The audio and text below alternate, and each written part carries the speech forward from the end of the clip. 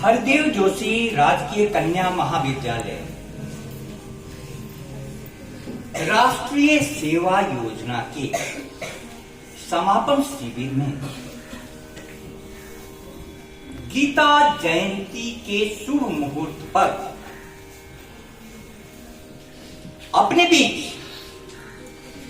Shri Nimesh Mehta sir को पाकर धन्य हैं और कार्यक्रम अधिकारी Pramod Vaishnav sir, Manoj sir, Pramila ma'am और सचदेवा सर के साथ प्रिय विद्यार्थियों, आप सभी को एक अत्यंत महत्वपूर्ण अवसर पर महत्वपूर्ण विषय के रूप में मुझे संबोधित करना है। सेवा के बारे में सबसे पहले अपनी बात शुरू करूं। विद्यार्थियों को कहा गया कि तुम जरूर सेवा करना और सेवा का प्रमाण पत्र लाना कि तुमने क्या सेवा की। सारे विद्यार्थी सेवा के लिए निकल पड़े और विद्यार्थियों के सेवा के लिए निकल पड़ने के बाद जो संयोजक थे उन्होंने विद्यार्थियों से सेवा का प्रमाण मांगा। एक विद्यार्थी ने कहा कि मैंने बहुत बड़ी सेवा की है।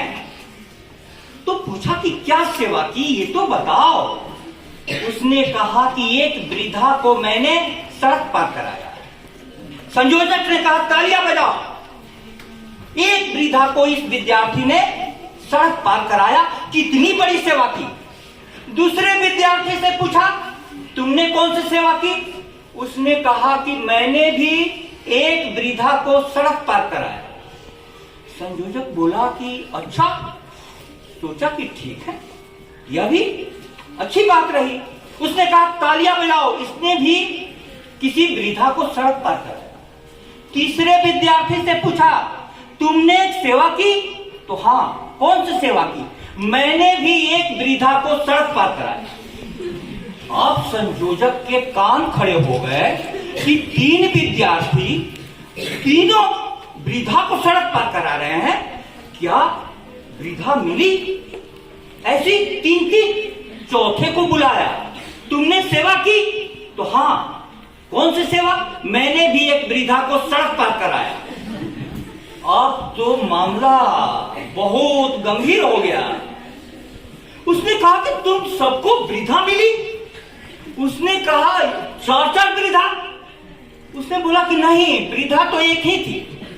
क्योंकि आपने कहा था कि सेवा कर करके आना है, वृद्धा तो हमारी सेवा लेना ही नहीं चाहती थी। तो हमने पार कराया और दूसरे ने उधर से इधर कराया, तीसरे ने फिर उधर कराया, चौथे ने इधर कराया। आज देश में सेवा का यही हाल हो गया है। प्रिय विद्यार्थियों, आपके चेहरे पर हंसी को देख करके अब मैं सेवा के बारे में कुछ गंभीर बातें कर सकता हूं। तुलसी बाबा की लाइन है, आगम निगम प्रसिद्ध पुराना, सेवा धर्म कठिन जग जाना। सेवा धर्म बहुत कठिन है। कहा जा रहा है नॉट मी बट यू, मैं नहीं आप। ऐसा संभव है। आजकल तो लोग ऐसे हो गए हैं कि दूसरे के हिस्से की रोटियां खा जाए, अपने हिस्से की रोटी दे दे। संभव नहीं है, व्यवहारिक नहीं है। लेकिन आज गीता जयंती है, थोड़ा याद करो उस कृष्ण को। कृष्ण के पास दुर्योधन भी पहुंचते हैं और अर्जुन भी पहुंचते हैं कि आपसे मुझे युद्ध के लिए सहायता चाहिए। कृष्ण सोए हुए थे। पहले अर्जुन आए और पैरों के पास बैठ गए। कुछ देर के बाद दुर्योधन आए और वो सर के पीछे बैठ गया। जाहिर है कृष्ण की नींद खुली तो पहले अर्जुन दिखाई दिया। बोले कि अर्जुन कैसे आना हुआ। पीछे से दुर्योधन ने कहा इधर मैं भी हूं। उन्होंने कहा कि अच्छा युवराज आप भी हैं, क्या सेवा की जाए। उन्होंने कहा कि हम लोग महाभारत युद्ध में आपकी सहायता प्राप्त करने के लिए आए। कृष्ण का व्यक्तित्व तो ऐसा था, बोले कि महाभारत युद्ध से मैं भाग नहीं सकता, जीवन एक युद्ध है, उससे मैं भाग नहीं सकता, मैं तटस्थ नहीं रह सकता। लेकिन मैं शर्त बता दूं, एक तरफ मेरी यदुवंशी सेना होगी अस्त्र शस्त्र समेत, और दूसरी तरफ मैं बिना अस्त्र शस्त्रों के होऊंगा। कहो भूप के हिले, कहो राजन किसको लेते हो। दुर्योधन ने कहा कि पहले मैं मांगूंगा। अर्जुन ने कहा कि मांग लो। उसने कहा कि अस्त्र शस्त्र वाली यदुवंशी सेना मेरे को दे दीजिए। अर्जुन ने कहा मुझे तो निहत्थे कृष्ण ही चाहिए, मैं तो धन्य हुआ, मैं तो धन्य हुआ। अब देखो होता क्या है, सदा दुर्योधन को भटकाने वाला बुद्धि का कुटिल शकुनी के पास दुर्योधन जाता है, कहता है मामा श्री। अर्जुन तो पक्का बेवकूफ निकला, उसने तो निहत्थे कृष्ण को मांग लिया और मैंने तो यदुवंशियों को अस्त्र शस्त्र समेत पूरी सेना को मांग लिया। पहली बार मुझे शकुनी से लगाव हो गया। उसने कहा कि अरे मूर्ख भगिने, तूने ये क्या किया। अकेला कृष्ण, निहत्था कृष्ण भी सारे संसार की सेनाओं पर भारी पड़ेगा, सारे संसार की सेनाओं पर भारी पड़ेगा। विद्यार्थियों, यह कृष्ण क्या है। यह कृष्ण विवेक है। विवेक, विवेक, विवेक का मतलब क्या होता है। आज पूरा जगत एक भयंकर तनाव से गुजर रहा है। नौजवानों की आंखों के सामने अंधेरा है और ऐसे हालात में बच्चे, शिक्षा संस्थान में पढ़ने वाले बच्चे आत्महत्या कर रहे हैं। ऐसी स्थिति में यदि कृष्ण संग नहीं होगा तो तुम्हारा विषाद गंभीर होगा और तुम आत्महत्या को तत्पर हो जाओगे। मैं इसलिए आपको एक फिर से छोटी कहानी सुनाना चाहता हूं ताकि मेरी बात आप तक पहुंचे, क्योंकि यहां की पीढ़ी कॉलेज में आकर वाटिकाओं में बैठी रहती है और यहां तक क्लासरूम तक बुलाने के लिए उन्हें बहुत परिश्रम करना पड़ता है। लेकिन मेरी हर बात आप तक पहुंच रही है। एक छोटी सी कहानी सुन लो, तुमको समझ में आ जाएगा कि गीता जयंती का मतलब क्या होता है। जीवन में कहीं भी अपने कृष्ण चेतना के साथ संपर्क करना। कृष्ण चेतना मतलब होता है तुमसे ज्यादा प्रतिभाशाली व्यक्ति को मित्र बनाना। एक मछली बेचने वाली की सहेली मालिन थी। मछली बेचने वाली ने मछली बेचकर टोकरी लेकर मालिन सहेली के पास गई। सहेली ने स्वागत किया, नाश्ता पानी कराया। उसके बाद सोने का वक्त आया तो बोली कि सो जा, और उसके अगल बगल और भी फूलों को लाकर डाल दिया। कुछ देर के बाद वह मछली बेचने वाली करवटें बदलने लगी। सहेली ने कहा मालिन ने क्या हुआ। सहेली नींद क्यों नहीं आ रही है। बोली कि तू ऐसा कर, बाहर में मेरी जो टोकरी है मछली वाली उसको लेते आ, उस पर पानी डाल करके मेरे सिरहाने पर रख दे, क्योंकि मुझे फूलों की सुगंध अच्छी नहीं लगती। प्रिय विद्यार्थियों, आप भी वह मछली बेचने वाली हो गए हैं जिनको फूलों की सुगंध अच्छी नहीं लगती, प्रोफेसरों के वचन अच्छे नहीं लगते। तुम्हारा जीवन कैसे बदलेगा, सोचो जरा, तुम्हारा जीवन कैसे बदलेगा, कैसे बदलेगा। तुम एक बीज हो, बीज मानो एक बीज है, और मानव होने के नाते तुम चैन से नहीं बैठ सकते। गीता क्यों क्यों क्यों, सोचो जरा क्यों।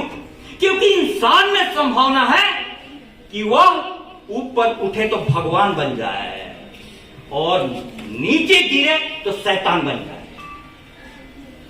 मेरे साथ एक लाइन बोलना, तुम्हारी समझ में आ जाए। सिमटे तो एक सिमटे तोड़े, मुझसे खाक है इंसान, मुझसे खाक है इंसान, फैले तो बुसते कौनेन में समा न सके। समझ में नहीं आया? दूसरी लाइन फिर से मैं बोल देता हूँ कि यदि सिमटो, अपने आप में सिकुड़ो, वाटिका के किसी कोने में बैठ जाओ, तो तुम मिट्टी से ज्यादा नहीं हो और मिट्टी भी नहीं रहोगी। कल किसी अपराध में नाम आएगा। आज बांसवाड़ा के फर्स्ट पेज पर नाबालिग लड़के के द्वारा नाबालिग दोस्त की हत्या का चित्र आया है। तुम बैठी रहती हो तो सोचती हो कि यहां से सकुशल लौट जाएंगे घर। नहीं, क्योंकि तुम जो बात कर रही हो ना, तुमको जिंदगी भर कभी घर लौटने नहीं देगा, कभी नहीं लौटने देगा। और यदि इंसान फैले तो ब्रह्मांड भी छोटा पड़ जाए, ब्रह्मांड भी छोटा पड़ जाए। कृष्ण उस चेतना का नाम है जो अर्जुन जब सिकुड़ गया महाभारत के युद्ध में कि हे केशव, जिनकी गोद में, भीष्म की गोद में मैं खेलकर बड़ा हुआ हूं, द्रोणाचार्य ने मुझे सारी विद्याएं सिखाई हैं, कृपाचार्य मेरे कुल गुरु हैं, सारे भाई बंधु बैठे हुए हैं, सामने में खड़े हैं युद्ध के लिए, इनको मारकर मैं क्या करूंगा? ऐसे राज्य को लेकर मैं क्या करूंगा? कृष्ण ने कहा कि अर्जुन, तू बड़ी पंडितों की सी बात कर रहा है, लेकिन जीवन एक युद्ध है। जीवन के युद्ध में तुमको लड़ना होगा। लड़ने के जो कारण उन्होंने बताए, पहले बताए कि मरने मारने की बात छोड़ो।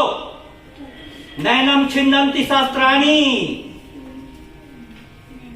नैनम छिन्नन्ति शास्त्राणि, नैनम छिन्द्रन्ति शास्त्राणि, नैनम दहति च पावका, नैनम दहति च पावका, न चैनम क्लेद्यं टापो, न चैनम क्लेद्यं पापो, न शोष्यति मारुता, न शोष्यति मारुता। आत्मा को तो मारा ही नहीं जा सकता है। तुमने जन्म लिया है तो तुम्हारा शरीर मरेगा। एक दूसरी बात, तुम क्षत्रिय हो, क्षत्रिय युद्ध से इनकार नहीं कर सकता। अब देखो तुम्हारे साथ समस्या क्या है। तुम सोचते हो कि बैठ करके तुम्हारी जिंदगी कट जाएगी? नहीं, जीवन का एक सिद्धांत है, जीवन का एक गहरा सिद्धांत है, जो न करेगा सीना आगे, जो न करेगा सीना आगे। आपकी आवाज बहुत मधुर है, थोड़ा जोर से बोलिए। जो न करेगा सीना आगे, जो न करेगा सीना आगे, पीठ उसको खींचेगी पीछे, पीठ उसको खींचेगी पीछे। जो आगे को बढ़ न सकेगा, जो आगे को बढ़ न सकेगा, उसको जाना होगा नीचे, उसको जाना होगा नीचे। वाटिका में बैठे बैठे टीचरों से दूर रह करके आप धीमे धीमे आत्महत्या की ओर एक कदम बढ़ा रहे हैं, आत्महत्या की ओर एक कदम बढ़ा रही है। इसलिए मैं आह्वान करूं, हम तो धन्य हैं, महाविद्यालय में कैसे कैसे शिक्षक हैं। इस शहर ही नहीं, इस राज्य के हीरे आपकी सेवा के लिए यहां पर हैं। लेकिन आप तो ऐसे निर्मोही हो, ऐसे बैरागी हो, इतना बड़ा संन्यास आप में फलित हुआ है कि टीचरों से ही नहीं, किताब से भी कुछ लेना देना नहीं। हे अर्जुन, आज का अर्जुन, तुम कहां जाना चाहते हो? तुम कहां पहुंचना चाहते हो? तुम अपने माता पिता को कौन सा उपहार देना चाहते हो? इसके लिए तुम्हें मैं फिर से निवेदन कर दूं, आपके प्रति गहरी वेदना के साथ बोल रहा हूं। मैं कहूं, आप किशोरावस्था से युवावस्था में कदम रख रहे हैं, और किशोरावस्था सबसे विस्फोटक अवस्था होता है। इसमें साहस इतना होता है कि बच्चों को बोल दिया जाए कि संसद भवन में घुस जाओ, संसद भवन में घुस जाएंगे। कुछ लोग घुस गए और बोले कि मुद्दा क्या है? बेरोजगारी। मुद्दा तो सही है, मार्ग सही नहीं है। यदि कृष्ण रहते तो बताते उनको। बेरोजगारी का मुद्दा है, इंडिया अगेंस्ट करप्शन आंदोलन चला, पूरे भारत की आत्मा को जगा दिया, आत्मा को जगा दिया। आत्मा का अर्थ मेरा यहां नैनम छिन्नन्ति नहीं है, आत्मा को जगा दिया।